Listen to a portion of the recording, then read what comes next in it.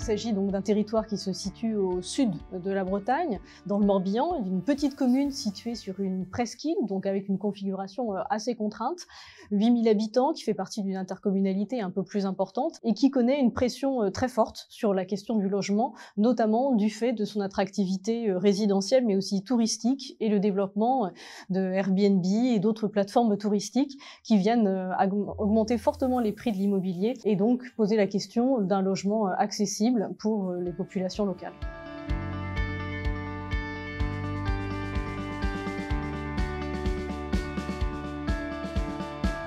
Alors nous avons identifié plusieurs problématiques que nous allons essayer donc de développer. D'une part, essayer de comprendre un peu mieux le phénomène post-Covid des mobilités résidentielles semi-pérennes, notamment les enjeux de birésidentialité, de travailleurs du numérique, l'utilisation aussi des résidences secondaires à d'autres finalités locatives et d'essayer d'apprécier des indicateurs pour pouvoir saisir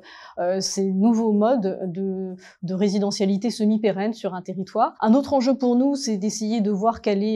quelles sont les possibilités pour les acteurs locaux de mettre en place des politiques locales capables de produire du logement abordable et puis également d'essayer aussi de voir quelle forme prend la gentrification littorale ainsi que les mouvements d'opposition que l'on voit apparaître et se développer contre l'augmentation des prix de l'immobilier sur le territoire. Toutes les mobilisations résidentielles, surtout des jeunes et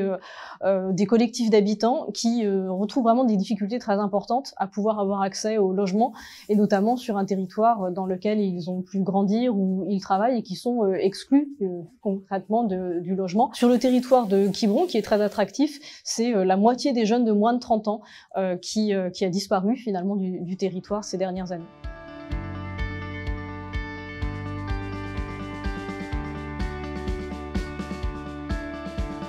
Alors cette tension très forte sur le logement, elle concerne tous les territoires touristiques finalement, avec un manque de régulation et un manque d'outils pour les acteurs publics pour essayer d'appréhender la question des résidences secondaires, des possibilités de régulation, que ça s'agisse de taxes, mais aussi peut-être d'outils de planification pour pouvoir donner accès au logement, notamment aux jeunes, mais aussi aux travailleurs saisonniers qui, pour une économie touristique aujourd'hui, ne parviennent même pas à pouvoir se loger sur le territoire dans lequel ils vont être amenés à travailler. Donc l'idée, c'est vraiment de participer à la production, certes d'indicateurs, mais aussi d'outils innovants de solidarité pour les politiques du logement.